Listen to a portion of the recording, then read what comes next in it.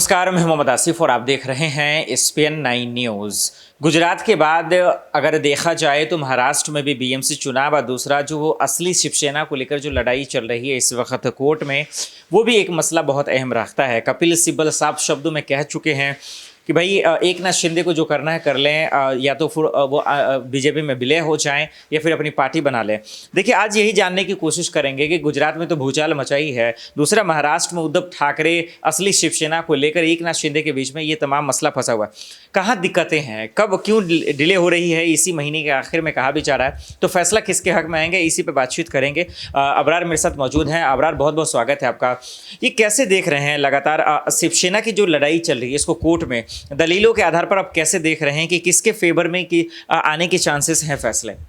देखिए, supreme court में जो तमाम बहस हो रही है और जिस तरीके से जो चीफ जस्टिस उन्होंने सुनवाई की थी सीजेआई एन वी रमन्ना ने, हालांकि वो रिटायर हो चुके हैं, लेकिन उन्होंने इस मामले को बहुत ही गंभीरता से सुना है और यही वजह रही कि उन्होंने इस मामले को संवैधानिक पीठ को भी सौंप दिया, क्योंकि मामला काफ़ी बारीक है और इस मामले को सुनने के लिए एक बात ज़रूरी थी कि संवैधानिक पीठ को सौंपा जाए ताकि जो मामला पूरी तरीके से स्पष्ट हो सके, क्योंकि सरकार गिरने और बने रहने को लेकर बात यहां पर फंस रही, क्योंकि फैसला आएगा तो एकनाथ शिंदे की सरकार जा भी सकती है और अगर उनके हित में फैसला आया तो फिर सरकार बनी रहेगी। मैं यहीं पे रुकना चाहूंगा। आप जो ये कह रहे हैं कि सरकार जा भी सकती है, किस बेस पे कह रहे हैं? क्या इसलिए कि पार्टी उनकी नहीं होगी, इस बेस पे कह रहे हैं, या फिर इसलिए कह रहे हैं कि एकनाथ शिंदे के हक में अगर फैसला नहीं आता तो वो फिर जो है बीजेपी के साथ नहीं रहेंगे? ये भी तो ऑप्शन है ना कि वो नई पार्टी बनाकर उनके साथ चले जाए या फिर बीजेपी में शामिल हो जाए।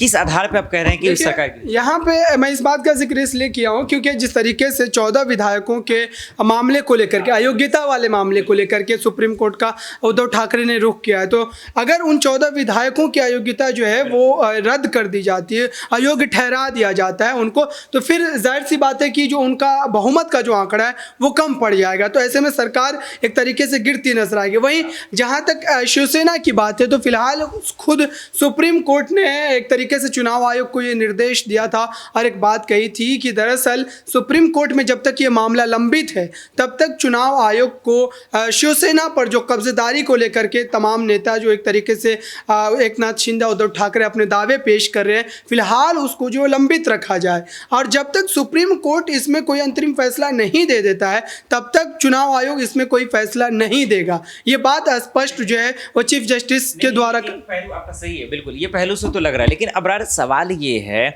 कि आखिर सरकार इसके पास ऑप्शन क्या है? एकनाथ शिंदे के पास अगर उनके हक में फैसला नहीं आता है, अगर असली शिवसेना उद्धव ठाकरे के हक में फैसला आ जाता है, फिर उनके पास ऑप्शन क्या है? ये जरा दर्शक भी जानना चाह रहे हैं। क्या वो अपनी पार्टी बना लेंगे, क्या बीजेपी में शामिल हो जाएंगे, या फिर अगर शिवसेना उद्धव ठाकरे का हो जाता है तो क्या बीजेपी का साथ छोड़ देंगे? अगर ऐसा करते हैं तो फिर बीजेपी को और झटका लगे। उनके पास ऑप्शन क्या है, वो क्या रास्ता ले सकते हैं? देखिए, एकनाथ शिंदे ने जिस तरीके से बीजेपी के इशारों पर नाचते हुए जो एक बड़ा कदम उठाया, उससे भले ही वक्ती तौर पर एकनाथ शिंदे को एक बड़ा फायदा समझ में आ रहा होगा, लेकिन भविष्य की राजनीति पर उन्होंने कहीं ना कहीं अपने पैर पर कुल्हाड़ी मार ली, क्योंकि सुप्रीम कोर्ट का फैसला अगर उनके पक्ष में नहीं आता है तो कुल मिलाकर के उनका जो राजनीतिक भविष्य है वो अंधकार में है। क्योंकि बीजेपी में अगर वो जाते हैं तो जाहिर सी बात है कि उनका कद देवेंद्र फडणवीस और कई बड़े नेताओं से सीधे तौर पर नीचे गिर जाएगा। और दूसरी बात यह है कि एकनाथ शिंदे अगर कोई पार्टी बनाने की जहाँ तक बात है तो एकनाथ शिंदे का उतना बड़ा सियासी कद नहीं है महाराष्ट्र की राजनीति में जितना कि अब इस बड़ी बगावत के बाद जो देखने को मिल रहा है, क्योंकि बीजेपी का अब तक उनके सर पर हाथ है और यही वजह है कि लगातार वो इस तरीके की बयानबाजी कर पा रहे हैं। जैसे बीजेपी उनसे अपना हाथ पीछे खींच लेगी वैसे पूरी तरीके से वो बिखरते हुए नजर आएंगे, क्योंकि आप देखिए कि थाने, पालघर, कल्याण जैसे इलाकों को छोड़ दे तो महाराष्ट्र के और इलाकों में उनको जानता तक नहीं था। एक अहम सवाल ये भी है अबरार, जो मैं जानना भी चाह रहा हूँ। गुजरात में चुनाव है, उनके लिए तैयारियां शुरू हो गई हैं, लेकिन उससे पहले महाराष्ट्र में बीएमसी की भी चुनाव है। कहा जा रहा है कि उसको टाल दिया जाएगा गुजरात चुनाव के मद्देनज़र। तो गुजरात का चुनाव महाराष्ट्र की राजनीति में कितना बड़ा फर्क डाल रहा है? क्योंकि आपने सुना होगा, एक उद्धव ठाकरे जो है, माफ़ कीजिए, एकनाथ शिंदे, एक फैक्ट्री को लेकर भी मामला चल रहा है, तमाम चीज़ें। तो गुजरात चुनाव कितना अहम डालता है महाराष्ट्र के बीएमसी चुनाव को लेकर? देखिए, इस बार बीएमसी चुनाव जो काफ़ी अलग होने वाला है, क्योंकि इस बार बहुत सारी चीज़ें अलग है इस बार चुनाव में, क्योंकि न तो इस बार बीजेपी शिवसेना साथ में और न ही खुद शिवसेना एकत्रित है, क्योंकि शिवसेना दो फाड़ में बढ़ चुकी है। एक नाथ शिंदे गुट जो है वो भारतीय जनता पार्टी के साथ शामिल है। तो ऐसे में शिवसेना के लिए एक बड़ी चुनौती जो है इस बार बनती हुई नजर आएगी, क्योंकि सीटों के लिहाज से अगर आप देखें तो 84 सीटें शिवसेना के पास है, बीजेपी के पास 82 सीटें, 7 सीटें राज ठाकरे की पार्टी के पास है। तो ऐसे में बीजेपी शिवसेना के लिए बड़ी मुसीबत खड़ी कर सकती है, क्योंकि अमित शाह का जो दौरा हुआ है अभी हालिया दिनों में 2 हफ्ते पहले, तो उस दौरे को भी आप बीएमसी चुनाव से ही जोड़ करके अगर देखें तो अमित शाह इस बार ऐसा लग रहा है कि हैदराबाद म्यूनिसिपल कॉर्पोरेशन में जिस तरीके से तमाम जो शीर्ष स्तर के नेता थे बीजेपी के वो वहां पर डेरा डाले हुए थे और लगातार प्रचार प्रसार किया था उन्होंने, और उसका जो नतीजा है वो भी देखने को मिला था हैदराबाद में। और ठीक इसी तरीके की स्थिति इस बार जो है बीएमसी चुनाव में भी दोहराने की कोशिश की जा रही है। और बीएमसी चुनाव इसलिए भी महत्वपूर्ण है शिवसेना पार्टी के लिए, क्योंकि शिवसेना का लगभग 30 सालों से बीएमसी में दबदबा है, और अगर वो इस बार खुद को एक तरीके से फिर से उसी स्थिति में ला करके नहीं खड़ी कर पाती, अपने आप को पार्टी को उसी जीत के साथ नहीं दिखा पाती, तो फिर कहीं ना कहीं शिवसेना जो है महाराष्ट्र की राजनीति से पिछड़ती हुई नजर आएगी कुल मिलाकर के नजर आएगी। लेकिन एक सवाल ये भी है अबरार, जो मैं समझने की कोशिश करूंगा। देखिए वो सवाल बहुत लाजमी है, और वो ये कि एक नाथ शिंदे का हमने जिक्र किया, हमने बीजेपी का जिक्र किया, हमने शिवसेना को लेकर जो कोर्ट में मसले फंसे हैं वो उसका हमने जिक्र किया।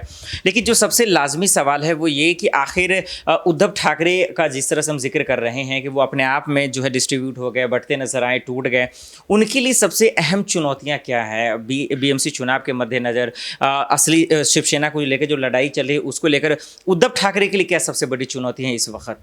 देखिए उद्धव ठाकरे के लिए सबसे बड़ी चुनौती ये है कि अभी भी जिस तरीके से एक नाथ शिंदे उनकी पार्टी में एक बड़ी टूट को एक के बाद एक अंजाम दे रहे हैं। आप देखिए कि जिस तरीके से विधायकों की बगावत तो एक हुई ही, उसके बाद पार्षदों ने पार्टी को छोड़ा, पूर्व विधायकों ने पार्टी को छोड़ा, तो अब जो उनके साथ लोग बने हुए वो कितनी मजबूती के साथ बने रहते बीएमसी चुनाव तक, ये एक बड़ा फैक्टर होगा। साथ ही उद्धव ठाकरे के लिए एक बड़ी राहत की बात ये रहेगी इस बीएमसी चुनाव में कि अभी भी जो मुंबई के क्षेत्र से जो तमाम विधायक शिवसेना के सिंबल पर जीत करके आए थे वो विधायक अभी भी शिवसेना उद्धव ठाकरे के गुट में बने हुए हैं, और ये एक बड़ी राहत की बात है उद्धव ठाकरे के लिए। और यही वजह है कि लगातार उद्धव ठाकरे इस बात को कहते नजर आते हैं कि बीएमसी चुनाव में वो एक बार फिर से शिवसेना का परचम बुलंद करते नजर आएंगे। लेकिन बीजेपी और एक नाथ शिंदे को हल्के में नहीं लेना चाहिए। साथ ही राज ठाकरे का फैक्टर भी इस बार बड़ा खेल कर सकता है, क्योंकि राज ठाकरे ने लगातार सरकार के एक तरीके से परिवर्तन होने के बाद, जब से एक नाथ शिंदे देवेंद्र फडणवीस ने सरकार के कार्यभार को संभाला, उसके बाद से लगातार राज ठाकरे की जो बयानबाजी है वो कहीं ना कहीं एक नाथ शिंदे देवेंद्र फडणवीस के ही हित में नजर आ रही है। उन्होंने ट्वीट कर बधाई भी दी थी और अभी देवेंद्र फडणवीस की मुलाकात भी हुई है। तो ये तमाम चीज़ें इस बात की ओर इशारा कर रही है कि आने वाले समय में राज ठाकरे हो सकता है कि बीएमसी चुनाव से पहले एनडीए में शामिल हो जाए और बीजेपी के साथ वो चुनाव में हिस्सा ले। एग्जैक्टली तो ये एक बहुत बड़ा पहलू रहेगा। बहुत बहुत शुक्रिया अबरार हमें इन तमाम सवालों का जवाब देने के लिए। बहरहाल देखते हैं कि आखिर कोर्ट से क्या फैसला भी आता है और बीएमसी चुनाव में क्या नतीजे आते हैं। आज के लिए इतना ही, मुझे दीजिए इजाजत और आप देखते रहे SP9 न्यूज़। नमस्कार।